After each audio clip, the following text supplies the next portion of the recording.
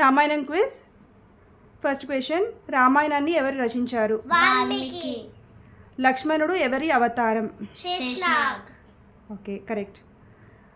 వనవాస సమయంలో రాముడు, లక్ష్మణుడు, సీతాదేవి ఏ అడవిలో ఉన్నారు? దండకారణ్యం. దండకారణ్యం, కరెక్ట్. రావణుడు ఎవరి భక్తుడు? మహాదేవ్. కరెక్ట్. శ్రీరాముని తండ్రి పేరేంటి? దశరథ్. దశరథ మహారాజు, కరెక్ట్. శ్రీరాముడు ఏ నగరానికి రాజు? అయోధ్య. కరెక్ట్. వాయుదేవుని వలన జన్మించిన వానరుడెవరు? హనుమాన్. భరతుని తల్లి పేరేంటి? కైకేయి. కౌసల్య కుమారుని పేరేంటి? రామ్. రామ లక్ష్మణ భరత శత్రుఘ్నుల్లో కవలలు ఎవరు? శత్రుఘ్నుడు ఇంకా లక్ష్మణుడు. లక్ష్మణుడు, శత్రుఘ్నుడు. వాళ్ళ తల్లి ఎవరు?